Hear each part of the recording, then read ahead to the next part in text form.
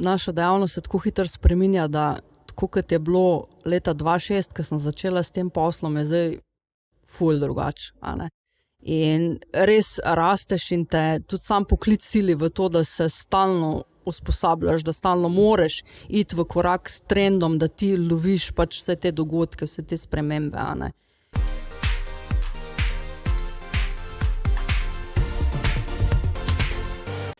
Daj mi razloži še za Council of International Investigators. 400 članov, zelo elitna, in tukaj si ti v 9-članskem izvršnem odboru. Kaj delate, kaj to pomeni? Sliši se, wow, sploh toliko mehna številka, verjetno si tudi pomagate. No, tako je, če govorimo o prebojnih dogodkih, je za mene zagotovo bil eden izmed teh velikih prebojnih dogodkov to, da sem bila izvoljena v Avstraliji, in to je bilo 2 leti nazaj, zdaj v ta Board of Directors, a ne, kjer nas je 9, pa edina ženska sem. Se pravi, vodimo preko 400 članov globalno na celem svetu. In kaj delamo? Ja, upravljamo z organizacijo, organiziramo torej razne dogodke širom sveta. Zdaj trenutno soorganiziram s kolegom v Beogradu eno regionalno konferenco, potem v septembru organiziramo konferenco, oziroma konec avgusta pravzaprav konferenco v Chicagu, vmes so konference tudi drugod čez Atlantik, no, in ja, in skrbimo za strokovnost, razvoj, izdajanje raznih biltnov, organizacijo predavanj, usposabljanj, ampak globalno gledano, tako da to tukaj pač mi je bil res en izjemen korak naprej, že to prepoznanje, da te ljudje vidijo kot tako kompetentnega, da lahko stojiš ob boku drugim detektivom iz raznih, kako ne rečem, bolj poznanih držav, ne, ker redko, ko prideš iz Slovenije v tujino, pa rečeš iz Slovenije, sem vsakemu skoraj sem mogla razlagati, kaj to pomeni, a ne, da smo sosedna država v te in da ne, nismo Slovaška in tako naprej. In rabiš dlje časa, da se uveljaviš, kakor če bi bil nekje iz UK ali pa ne vem, iz Amerike, a ne, tako da mi je to veliko priznanje, no, da sem dobila dovolj glasov.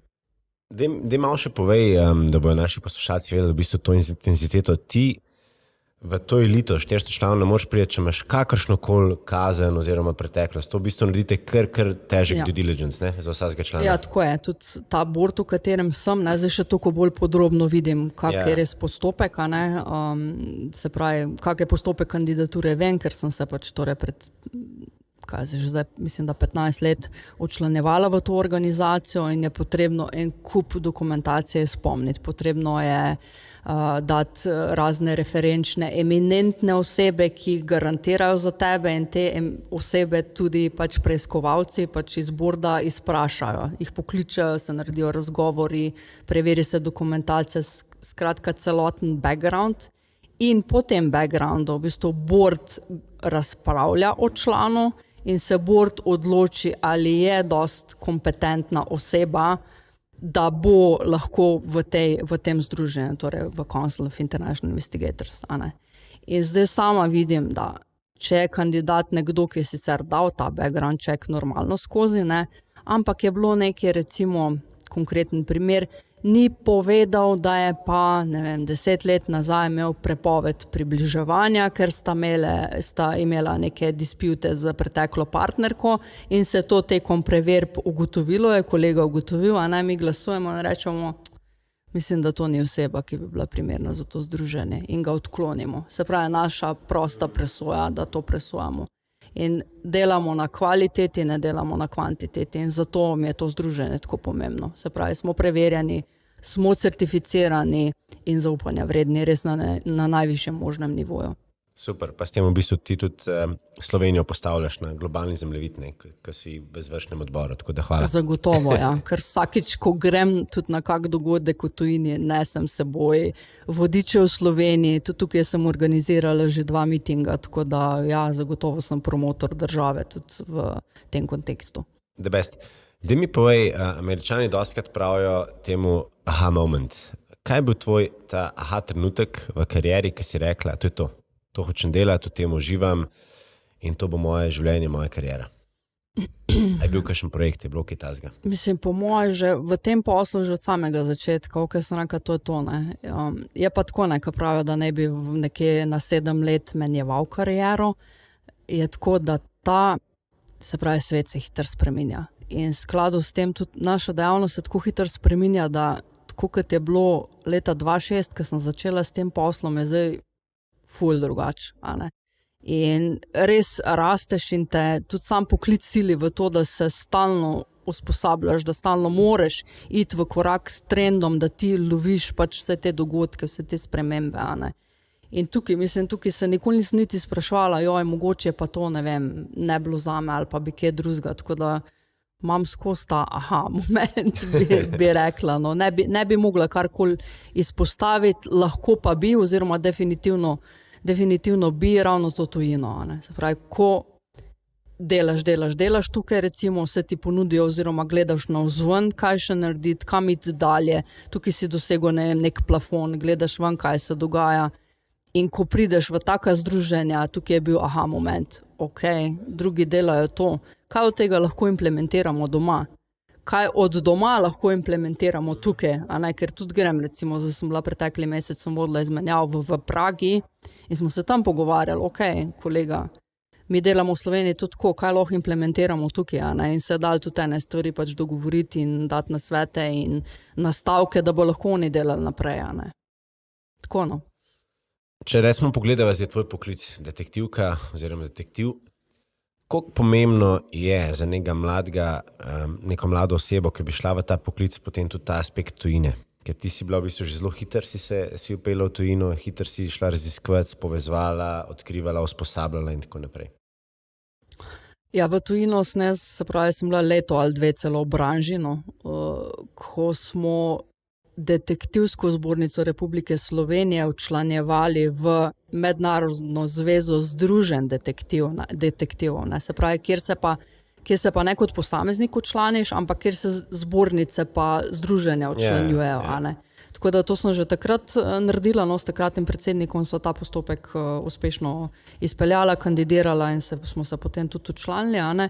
Za mlado osebo pa ja, za moje pojme je to potrebno narediti čim prej, seveda, če imaš take afinitete kot oseba, mogoče te to veseli, a ne, če to svetujem, da človek naredi čim prej. Če bi jaz to, bi še prej, se pravi, ne sam z zbornico v tujino, ampak bi tudi kot individuum, kot posameznik bi še prej začela raziskovati stvari v tujini. Morda že prek fakultete prej, pač se takrat nisem odločila oziroma sem imela druge stvari v življenju, no, ampak zagotovo tujino, ker tujina ti da tisto širino. Ne mi še povej, veliko tako, ker imam tudi, če gledava, eden izmed tvojih klobukov je tudi, da si direktorica, se pravi podjetnica, menedžerka. Koliko si ti oziroma ste vi lahko inovativni v vašem poklicu? Ker ponovadi, ko imamo kakšno IT podjetje, razlagajo, ok, zdaj bomo to upeljevali. Kako je pa pri vas, koliko ste lahko inovativni? Mislim, pri svojem operativnem delu, tako kot smo se prej dotaknili, oziroma kar sem izpostavila, seveda zakonitost se moraš delati v skladu z zakonodajo, zakonom, predpisi, a ne, stati za tem. Jaz pa inovativnost skozi vidim, ker inovativnost je del mene, je tako prižeta z mano, se pravi ta inovativnost pa ta pogled vnaprej oziroma neko vizionarstvo, ko sam veš, da je to in da boš tja šel. In to je sestavni del mene, moje biti, a ne, in jaz vedno gledam, tako kot sem že prej rekla, a ne, kako implementirati določene stvari nekam, ne. Bodi si v podjetje kot vodenje, a ne, tudi tema današnjega, oziroma tema podcasta je taka pravzaprav, a ne, leadership, a ne. Tako da ja, jaz vidim to kot sestavni del in tudi inovativnost kot taka, že samo, ko sem vstopila v ta poklic, ne, in sem gledala tam gospode 40 plus, a ne, in sem razmišljala, ok, jaz sem 3. ženska, najmlajša sem, bila sem nekaj čez 20, najmlajša sem, ok, oni delajo to tako, kako lahko naredim jaz drugače. Verjamem, da se da in ravno s tem, ko greš ti drugo pot, a ne, je težko. Težko je, ker izstopaš, pa večini to ni všeč, a ne. Težko je, ker piha tam, pa si sam, a ne, ker plezaš nekje gor, ampak je osvobojujoče, meni je to super. In še to, da greš neko svojo pot, pa da pustiš neko svojo sled. In to je meni odlično in ja, lahko si inovativen. The best. Če greva še spet v smeri, ker si vodja, ker vodiš svoje podjetje, postavljaš, kot ste že prej rekla, ne samo Slovenijo, ampak tudi regijo na globalni zemljevid, ker si zelo inovativna. Koliko se pa lahko v vašem poklicu dopušča nekih napak? Ker če gledamo neko klasično industrijo, osebe naredijo napako, naredimo napako, ok, absolutno ni ok, da se ponavlja, ampak še zmer. Pri tvojem poklicu verjetno je pa to mogoče malo drugače. Ja, definitivno. Vse se belež, mora biti by the book. Ja, vse mora biti by the book, ker tudi stvari, se pravi, naša poročila potem grejo lahko naprej v razne pač disciplinske postopke, tudi razne, recimo, če je kakšen kazenski pregon ali karkoli, torej naprej na sodišče, ti moraš pričati, moraš stati za tem, tako da tukaj mora biti res ta možnost kakršnih koli napak zminimalizirana na nulo, če se da. Tako da tukaj vse, kar gre ven iz podjetja, se poštampla, podpiše, v bistvu pregledam jaz. Ja. Da mi pa povej, kako ti kot vodja, kakšen je tvoj pristop za nek konstruktiven feedback? A imaš ti tudi rada sandwich metodo, da pohvališ pa porečeš, ampak to ni ok, ampak si pa si vrhunski? Ali si bolj direktno, bolj verjameš v to? Z leti sem spoznala, da zelo težko delam z ljudmi, ki mi niso vse malo podobni, pa ki niso delavni, in tudi nekako, se pravi, s fluktuacijo, ki vedno je nekje v podjetjih, Vse mora biti, tudi v našem, to je zdravo. Je bil usip takih ljudi, ko so prišli, pa so mislili, smo imeli primere, pa težko delati pred 9 uro. Ja, ne vem, če je treba tudi ob 4 iti nekoga preveriti za recimo goljufijo pri potnih stroških, pa če se ne moramo odločiti, pač to je stvar primera po primera, pa je težko po 5 uri popoldne, ne vem, tako kot sem prej rekla, ob 2 zjutraj v proizvodno iti. Mislim, pol to ni poklic zate, a ni dobro, da pol kaj drugega iščeš, Tako da to mi je bilo zelo težko in težko delam, oziroma je to moj manko, ga tudi poznam, drugače pa se trudim overall, mislim, imam res, zdaj moram reči, da ekipa res zelo dobro funkcionira. Imam pa metodo, torej, da se tedensko poroča o stvarih, recimo, ki so bile izziv, in da se tedensko poroča o tem, kaj bi pa ti, recimo, kot preiskovalec ali pa nek drug član ekipe, kaj bi ti priporočal oziroma imaš kakšen predlog za izboljšave, To načeloma preko maila in pa seveda tudi redni sestanki.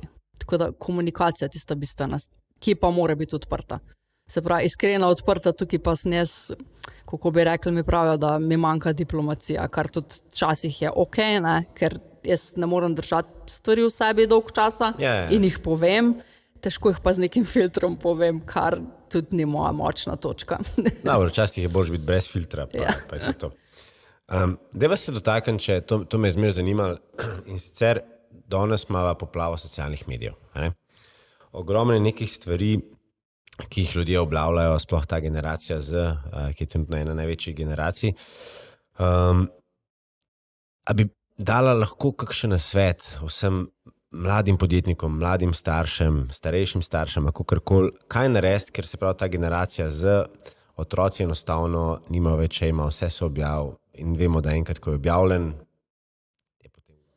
Ja, sigurno. Mogli bi se, po mojem mnenju, več pogovarjati z njim. Oziroma na vsakem nivoju nekako bi mogli komunicirati že od vrtca dalje, po moje. Kaj to pomeni, ko ti nekaj daš tam ven v širni svet, Da to tudi, če daš deliti, ne bo zbrisano, Bo nekje. Bo in jaz bi mogoče na konkretnih primerih, kaj se zgodi, ko ti dajo background checke za, nekih 10 oseb, kjer kandidirajo za delovno mesto, recimo vzgojitelja v vrtcu. Pa ugotoviš, da pa ta oseba pred 3 ali pa 5 leti objavljala neke rasistične fotografije, zadeve, in jo potem v službo niso vzeli zaradi tega, Kakšne take stvari, ampak tukaj je potrebno po moje permanentno osveščanje otrok, ker s takim načinom bi jih mogli podpreti. Ker se, če mu daš telefon, pa ne nekih navodil, pa ne neke opolnomočenosti, pa bojo pač brskali, pa gledali, pa objavljali vse, kar je možno, ker je to cool, pa ker bo všečke dobili, ker bo pol oni cool, ampak ne pomeni milijon všečkov, da si ti cool, pomeni samo, da pač jim je bilo ljudem zanimivo, kaj so gledali, Tako da to je res kompleksna zadeva,